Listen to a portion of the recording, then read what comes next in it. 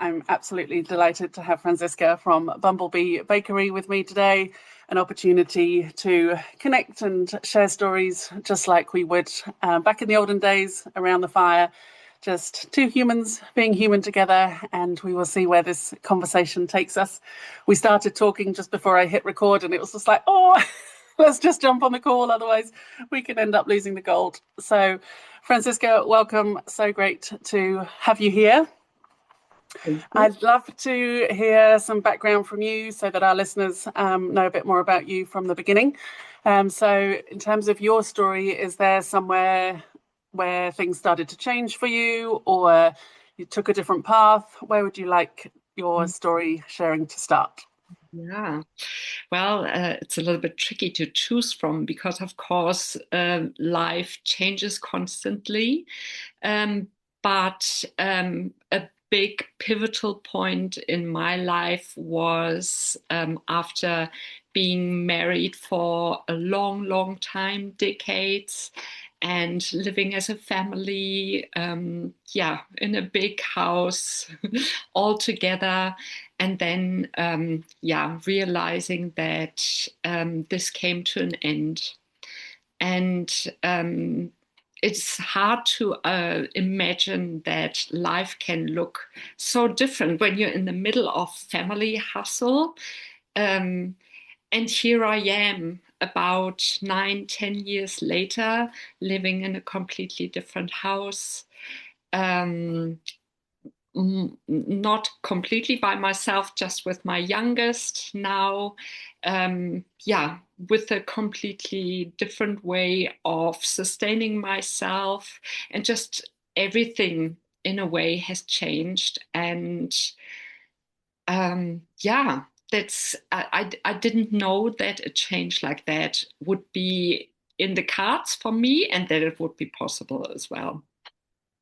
And let's just stay there for a bit, if that's okay. Like you said, sort of 9 or 10 years that you've been on that transition. What helped you through that in terms of, was it a case of connecting back to yourself or support networks, or how did it tend to roll? One big factor was having good friends, and not necessarily 20. I mean, it's lovely to have 20, but in my case, it was one, two, three really good friends who stood by me and who I could bear to.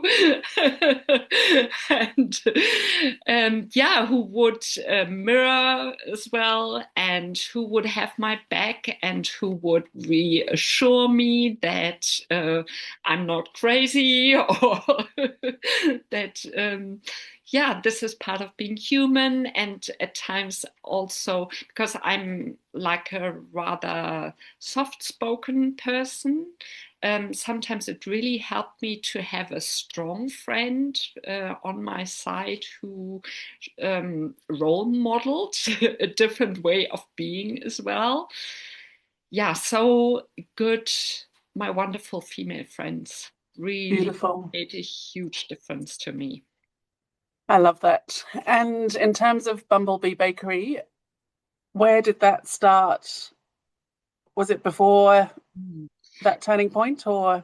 Yeah. So I've been baking bread for my family for a long time, and it was a long learning curve, not particularly steep, actually.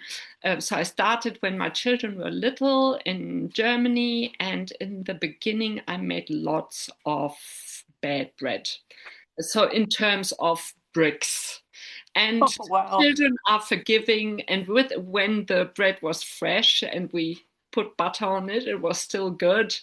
But it took me a while to get where I am now. I started with yeast, and then our whole family moved to China from Germany. China is not really a bread nation, so bread baking became even more important. And then slowly, I transitioned towards sourdough. And even in the fading out phase of my marriage, I already started to occasionally bake for a friend as well.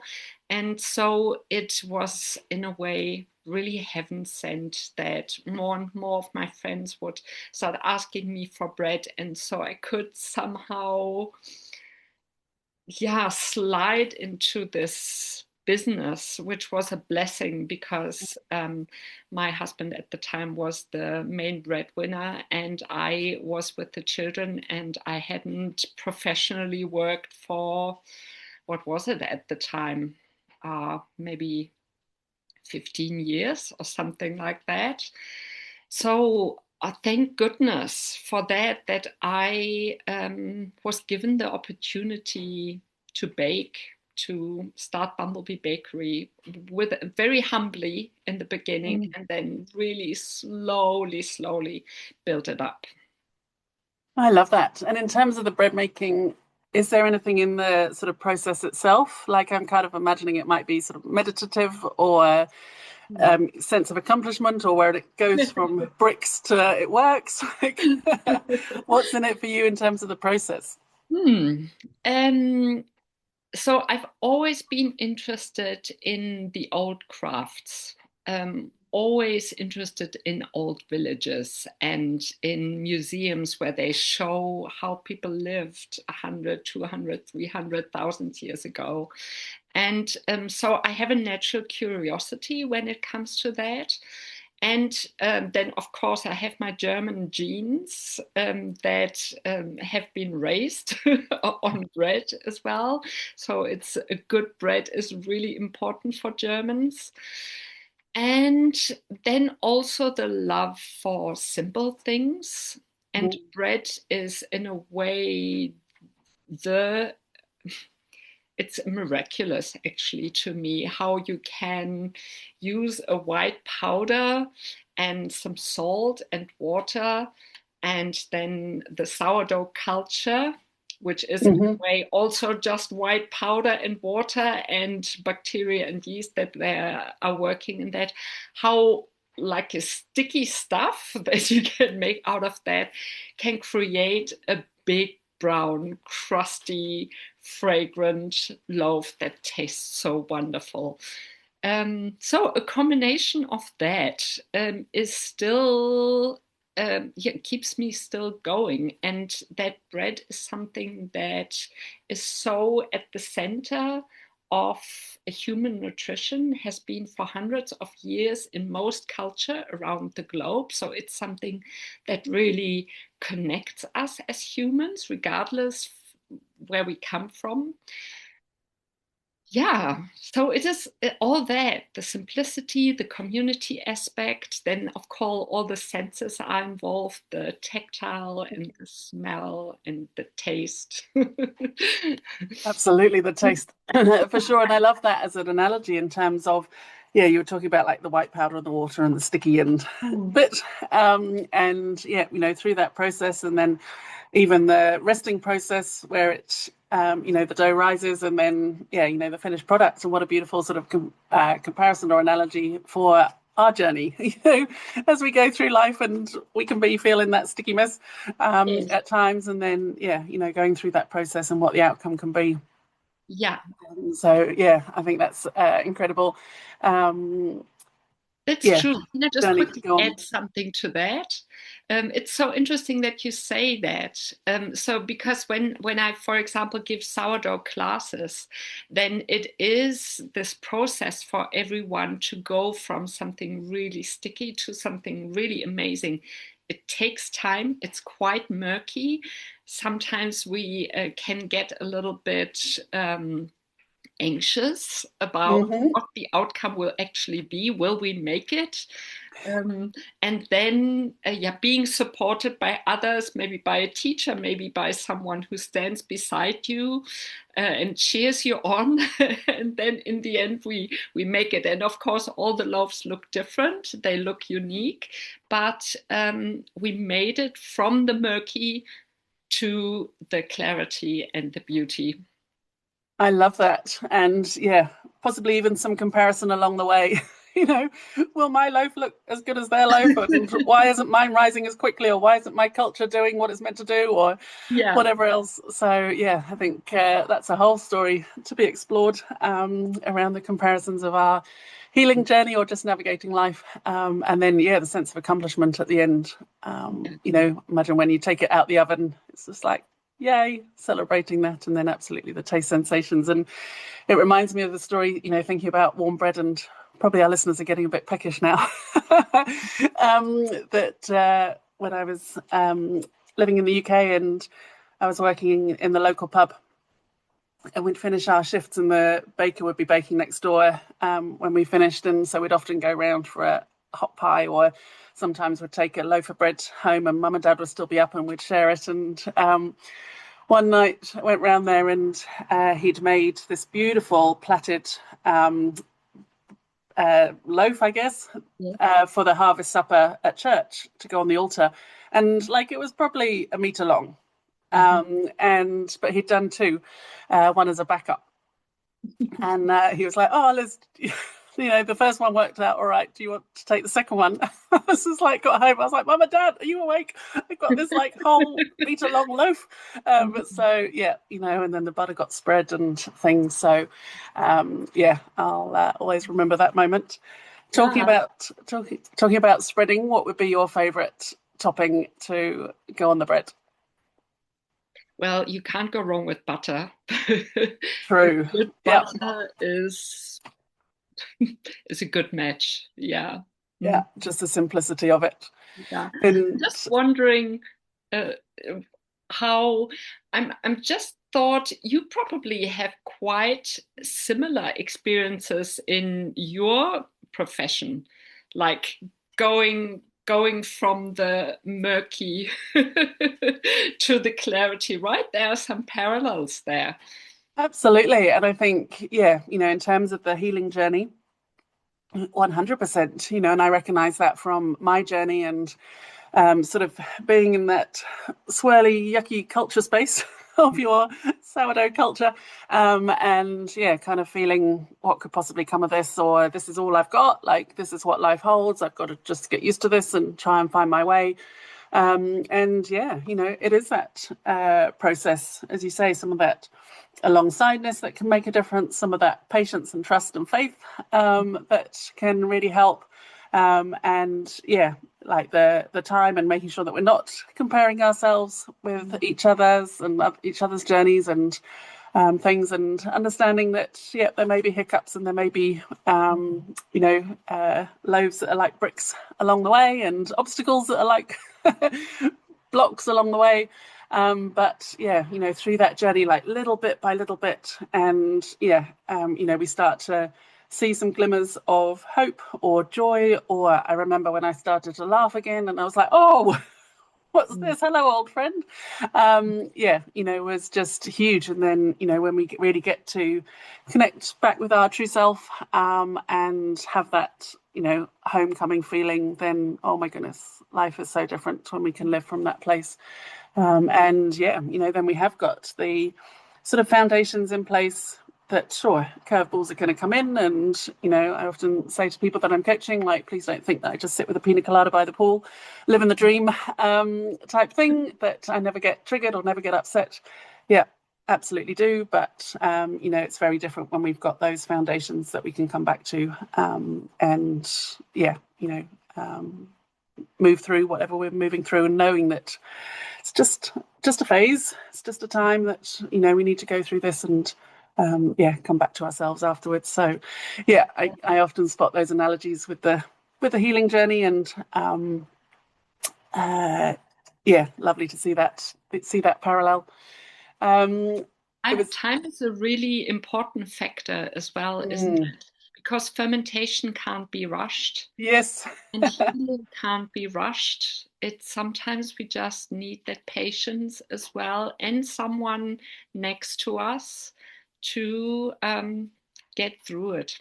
Yeah, absolutely. And that's either got potentially been through something similar, or got the time and capacity to share with us, or just that listening ear, or the alongsideness, I feel, is Yeah, so powerful that, we're not doing it on our own. And it's incredible in terms of that feeling of connection and community and belonging that we can get. And sometimes friends don't have the capacity, the ones that we think would be there. And then other times people step in so beautifully, what seems out of nowhere. And I think, we can get that sense of belonging and alongsideness from lots of different places. And Franziska and I connected a while back, and then we reconnected recently through dipping in the sea at daft o'clock in the morning.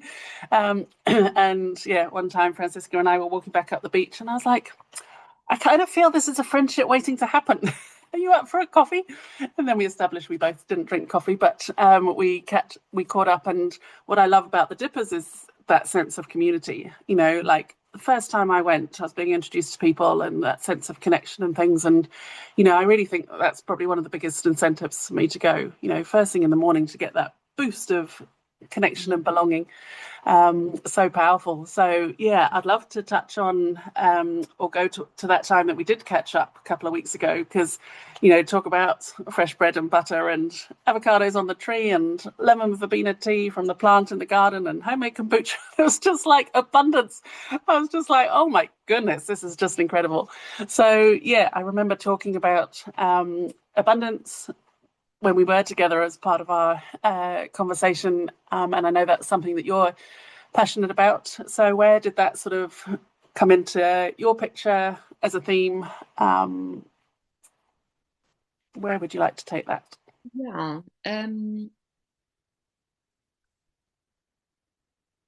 I remember New Zealand playing a big part in that, growing the sense of abundance. And I can go back further from that point and think of my mom and my parents and what experience I had then.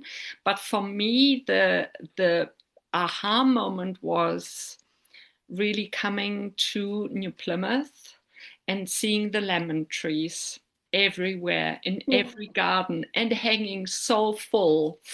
My parents always had a little lemon trees in France, and we were so happy when there were 3 lemons on that tree.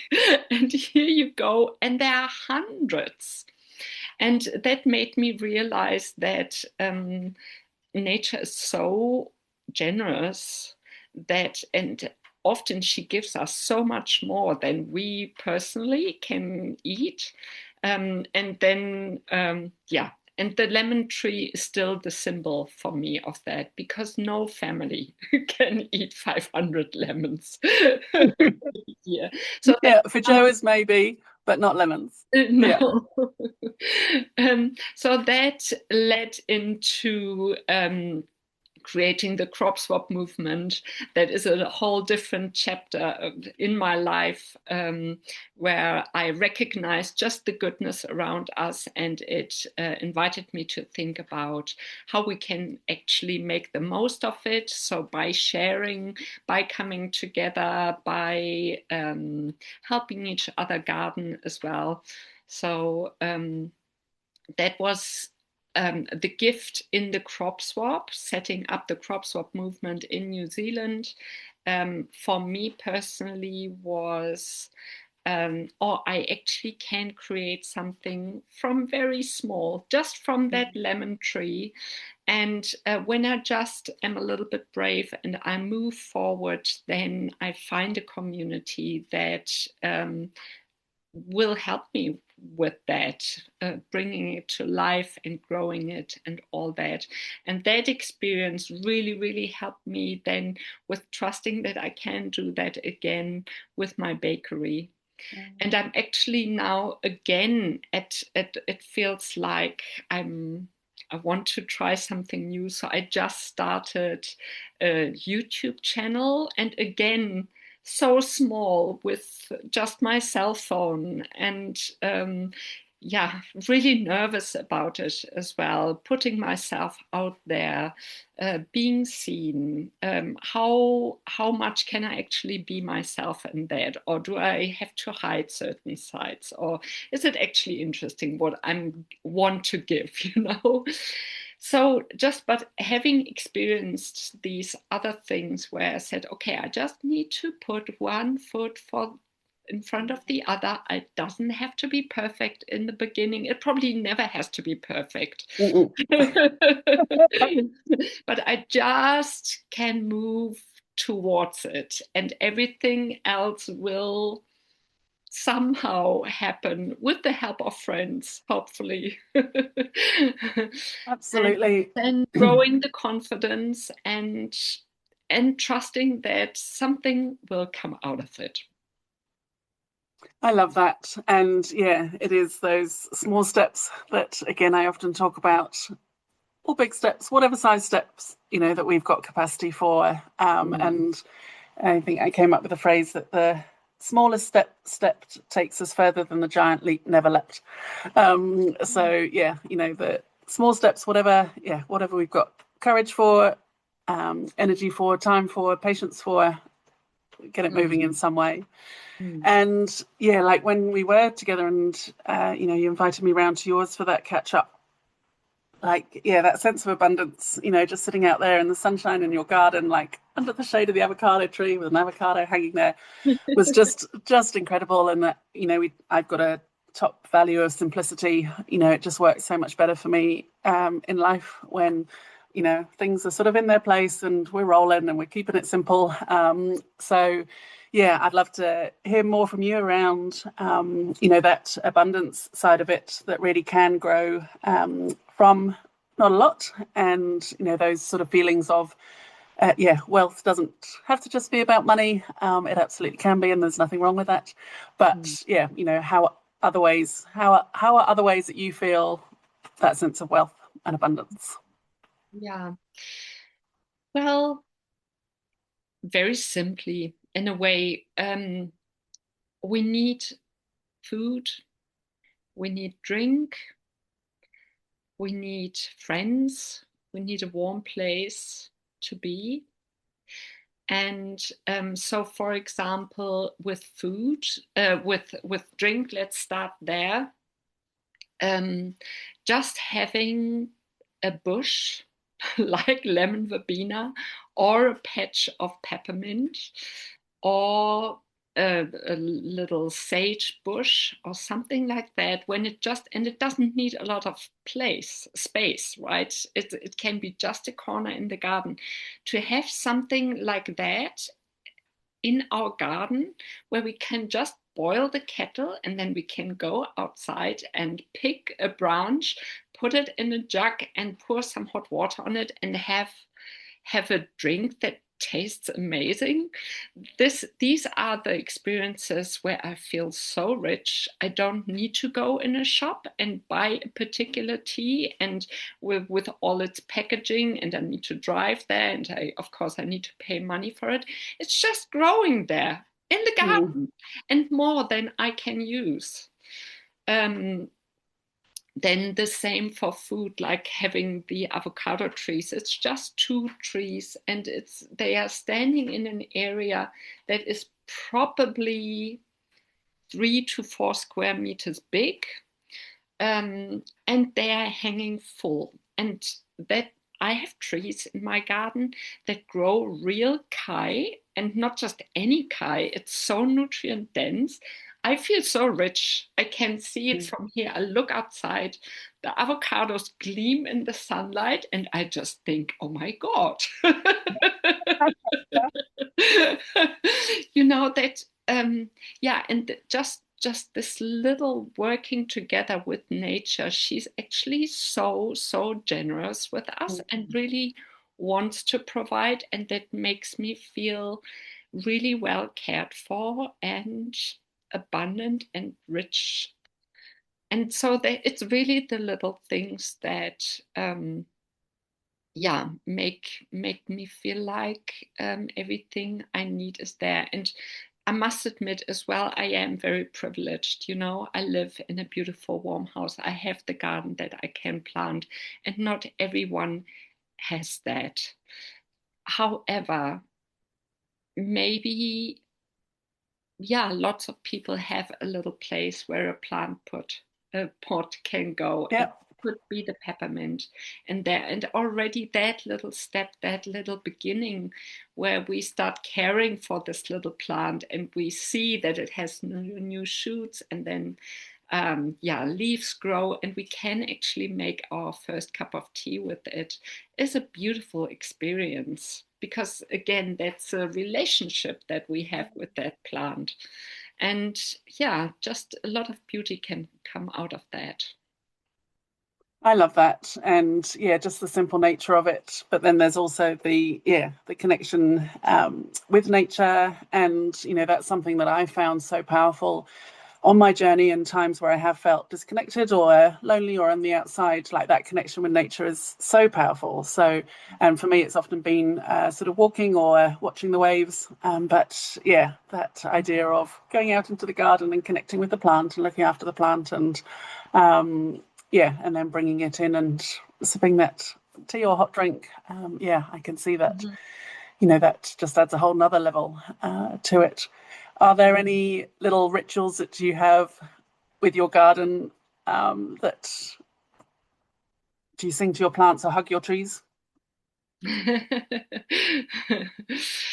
um, well, one of my rituals is when in the morning I get up really early. Often it's still dark, and then my first walk would be towards the bakery and turn the oven on. Mm. And that I make sure that often I still have naked feet because I come straight out of bed.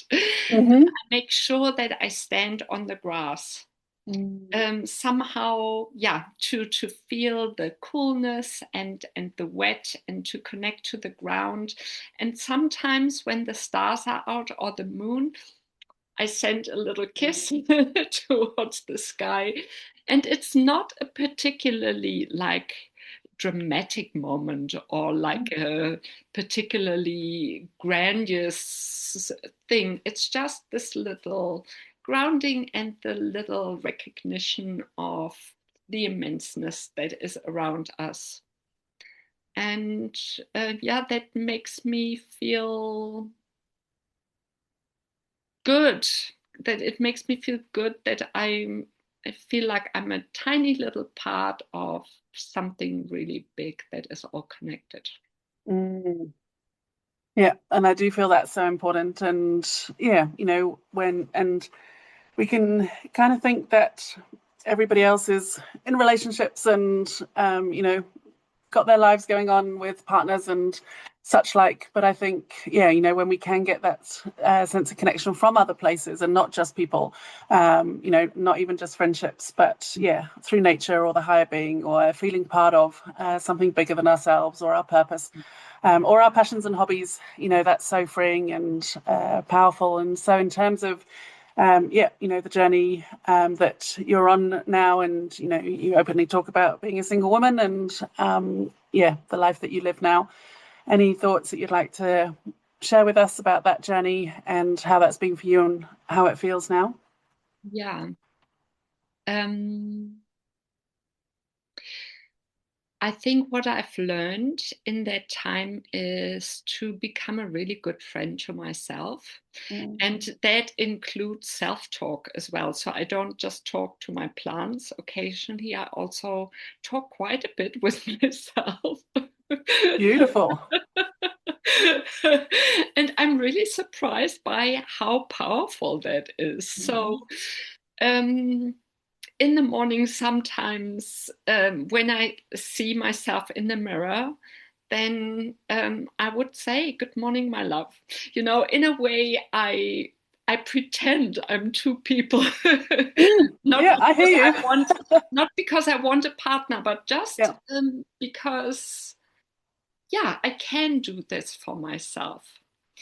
And when I feel like I've done something wrong or something like this, then sometimes I give myself a little pep talk and remind myself that I came to this planet without a manual, and that it's okay to not know everything, and to Mhm. try something out and realize it didn't work. That doesn't make me a bad person, and it just means that, yeah, I'm in a way still a baby on this planet, and that I need kindness and care. And I realized that a lot of that I can actually give to myself.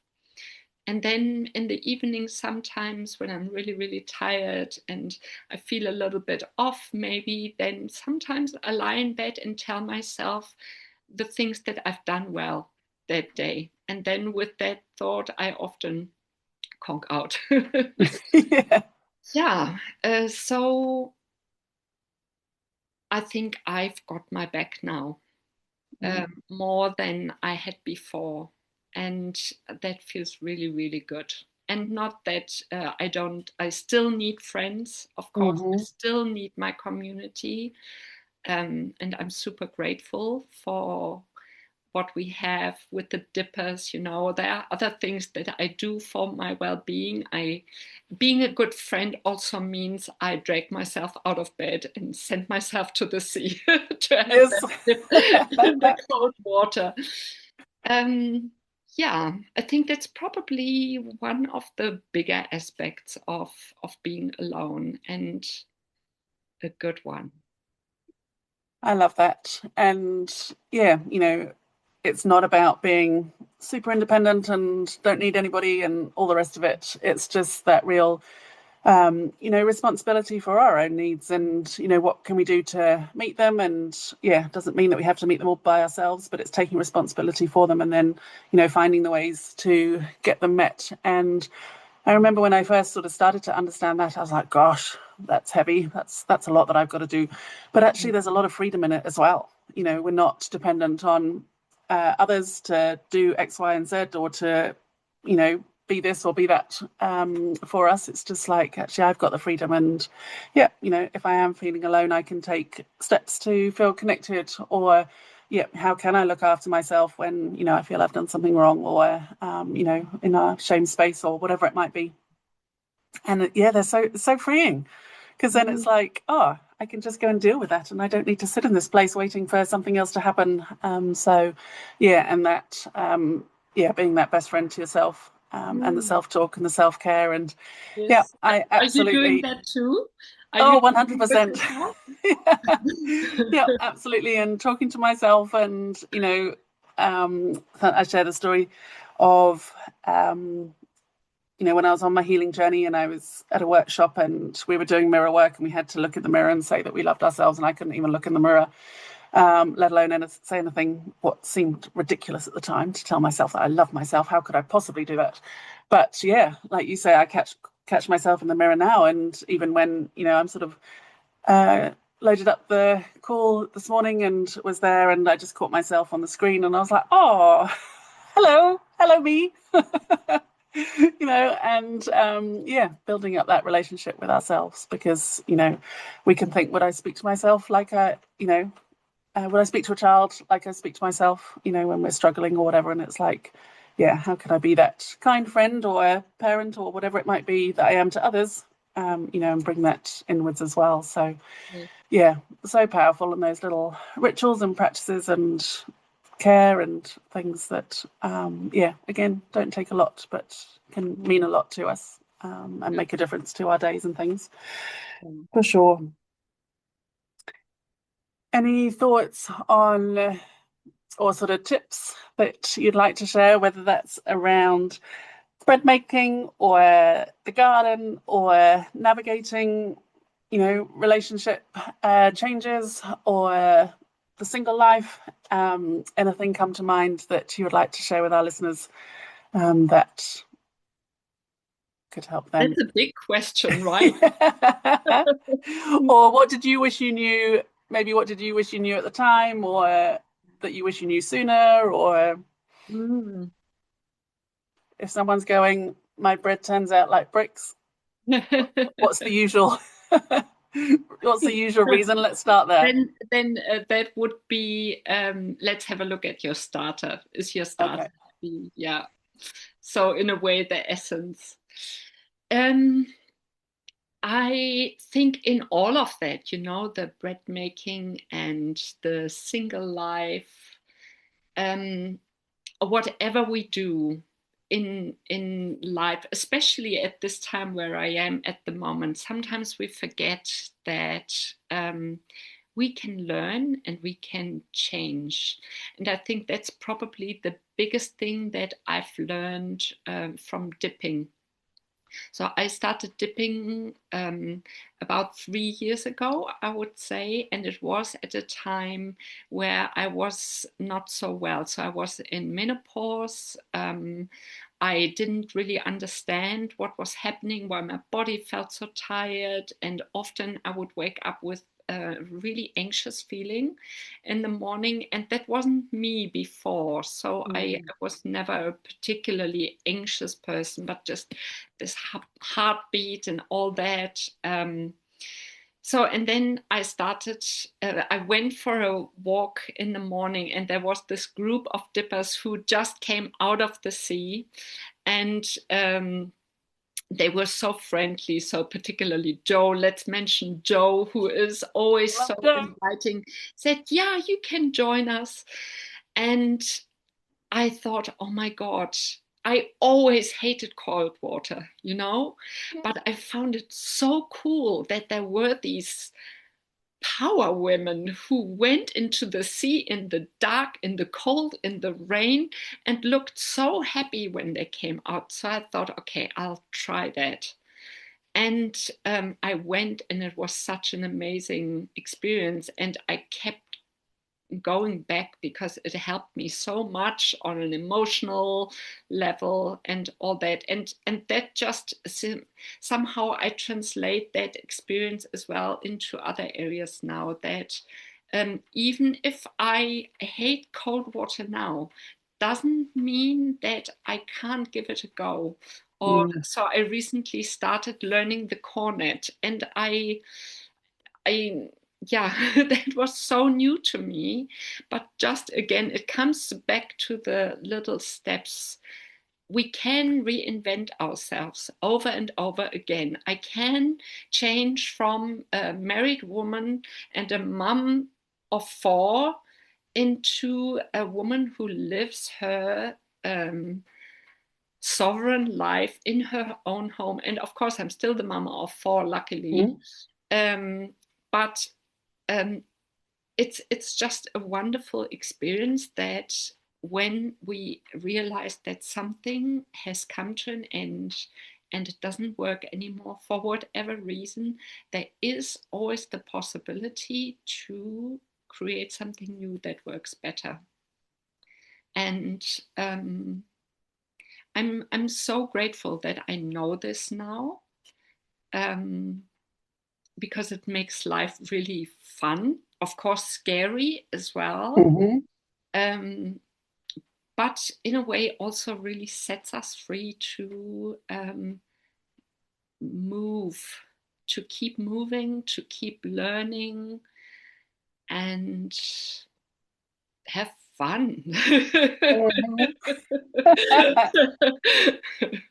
Yeah, absolutely. And yeah, fun's definitely a topic that comes up in my world, and it's been coming up a lot recently. And I think, like we talked about with the sort of comparison and analogy of the bread making journey Mm. and the healing journey, is that, yeah, absolutely important. And then, we can get to a time where we're like, actually, what about living, and what about fun, and what about playfulness, and what about creativity, and what do I want to be doing with my world, and Mm. all that side of it. So yeah, so important. And it's a reminder that that's what we are here for, Yes. to be having those experiences, and whatever fun looks like for different people, or playfulness, or yeah, connection, flow, all those beautiful things, joy, excitement, anticipation. It's just like, yeah, want to, So and when, yeah, when you work with people, I'm just curious, um, what is your first step, when you meet someone who feels really stuck in the situation that they are in? how, or like a big knot, you know, that seems so unsolvable. Yeah, how do you approach this? With those tiny steps by tiny steps. So yeah, there's kind of three parts to the work that I do, and one is really understanding about the patterns that have been playing out, and what has kept us stuck. And often, and yeah, whole story for another time, but often those patterns are actually protective. We can beat ourselves up for them, but actually it's our nervous system and it's our mind trying to keep us safe, and sometimes small, so that we're not sort of putting our head above the parapets, for fear of getting knocked down again. So really understanding the patterns that have been playing out and offering compassion to them. When I started to understand that, yeah, my inner critic or my drinking habits and things were protective patterns to keep me small and not showing up in the world, then yeah, I was able to offer compassion to them and not beat myself up for them, or the procrastination or the overthinking or whatever else. So understanding that about our stuckness can be really powerful and freeing, and bring the compassion in rather than beating ourselves up. Then it is the really loving ourselves, and I call it loving ourselves with wild abandon. This isn't just average self-love. It's going, what are the foundations to really love myself fully, and then, yeah, create a life that we do fall in love with again, and what that looks like and what that includes and how we show up, and then, how we show up in the world and connect and be amongst community. And so there's kind of sort of three pillars, but very much that focus on the tiny step by tiny step, and starting to look for the evidence, like you said, about what did I do well today, what am I grateful for myself today as well. It's like, yeah, I did show up. I hosted a beautiful long table dinner last night, which was just really bringing community together, and I talk about weaving a golden thread of connection through community again, and it was just magical. And yeah, some people shared there on their feedback forms that they came totally out their comfort zone, maybe knowing someone, maybe coming with someone, maybe not knowing anybody, but they wanted to practice. They wanted to practice connection. They wanted to have that opportunity to meet somebody new, or try a conversation starter or whatever it was, and it flipping worked because the volume levels was huge and the food was delicious and things. So that's something that I'm super passionate about. And when we are showing up and more connected to ourselves and more of that friendship with ourselves, then we can be a lighthouse, and we can that then starts to ripple out into communities and making a difference. And yeah, it doesn't always have to be big gatherings or big steps. Sometimes it is just that bit more of a chat with the barista, or holding the door open for somebody, or actually asking for somebody's name that you might have said hello to a few times, or yeah, making that catch up happen. That yeah, we certainly did. And yeah, I think we could probably all think of someone that we've promised to catch up with. So yeah, if you're listening, this is maybe a little hint to get in touch with that person and make it happen. But yeah, certainly small steps by small steps, I think, has been a theme of our conversation today. Yeah, true. I would love to just finish off with some quick fire questions at the end. But yeah, is there anything else, Franziska, that you want to just share before we go there?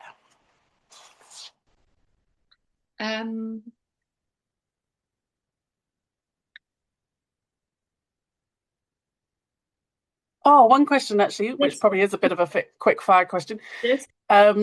Was there a book or a piece of music or anything that has made a difference on your journey, or just brought you joy, or a favorite recommendation? Or yeah, I find that there's a book called The Midnight Library by Matt Haig, which I'm often recommending.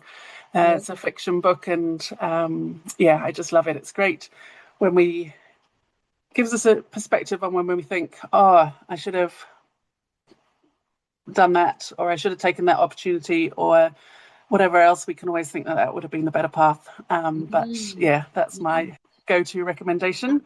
Just wondered if you had something. I don't have a particular book. I don't even have like a piece of music. What I did for quite a long time was listening to soothing music Mm, because, yeah, separation is not always easy. hmm um, Change is not always easy. Menopause is not always easy. hmm So it felt like really my nervous system needed soothing. And so we have a playlist here in the house. It's called Peaceful Piano. And that's probably the music that we've listened to the most to bring it hmm down and to, yeah, bring the piece of the music slowly into our heart as well. I love that. And yeah, that's such a great I'm glad you brought up about the nervous system because that's something that I'm super passionate about and was massive on my journey of really understanding how it's involved. You know, we can think mindset, sort your mindset out, and particularly there's a lot of focus with coaching around that. But it was only when I brought my soul in and started to find out more about myself, and then when I brought my body in and understand more about my nervous system and how that's triggered when I don't feel enough, that yeah, things really started to change, and then my heart began to feel free again. So yeah, so powerful, and as you say, helps with all those different areas of life, soothing music and looking after our nervous system. So Yes. I love that. Mm. Okay. So my first one was going to be what's one thing that helps you come back to yourself, but would we say it was the music? Yeah. Oh, that's certainly one part of it. Yeah. Yeah. Anything else to add into that mix? Lots of time alone. Mm, Um, yeah, and that's probably depends on the personality. I certainly am an introvert, hmm and I just need a lot of time to myself. And if it's just lying in front of the fire and watching a German crime series or something like that, or it's not all, I just go in the garden and speak to the flowers. Sometimes it's just sitting on my sofa and eating ice cream. Absolutely. Yeah, 100%. And yeah, introvert as well that loves people. I can totally recognize that need for space as well. Yeah. Out of the different hot drinks that you mentioned, what's your favorite? My different what? Hot drinks that you Oh, mentioned. that's definitely the lemon verbena tea or a really good mint tea. Beautiful. Favorite snack or dish that you'd bring to a gathering? Do you have a go-to? Well, the favorite snack would be chocolate, but I don't bring that. I eat that myself. And if I go to a shared meal, it's probably a big loaf of bread, like a big round one, Mm, and a few bottles of kombucha. love that. Love that. Um, the tiniest thing that instantly makes you feel alive. Turning my shower from hot to cold. So you do the cold bit at the end. Mm. Nice. So I know some people go in first, do the cold bit, and then warm it up. Ah, yeah, no, I like it the other way around. It's just this little confirmation that I'm alive, I'm strong, I can do it. Yeah, it just instantly brings my happiness out. And I never Beautiful. thought that I would say that Yeah, or feel that, but this is how I do it now. I love that. And actually, yeah, at the moment I am dipping most days, but there are sometimes I can't. So maybe I'll add that into the mix on the days that I can't dip as a small substitute. So if I Um, dip before, just to make that clear, if I go dipping first and I'm really, really cold, then I would end with a hot shower and yes. no cold comes after that.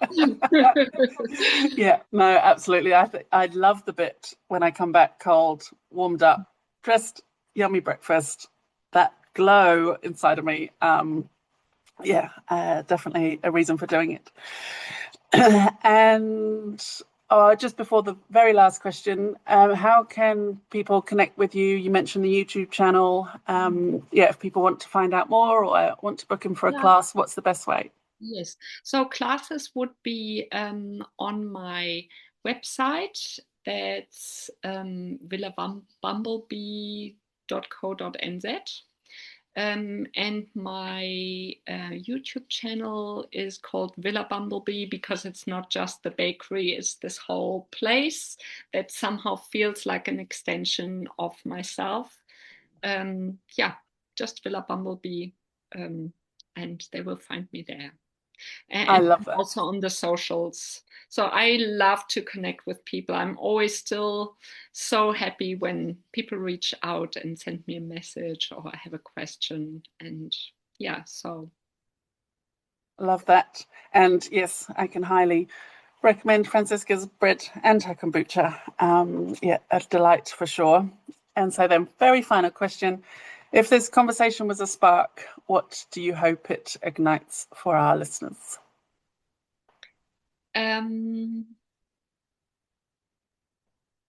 I think hopefully a little bit of courage. Just the courage to do the first tiny step.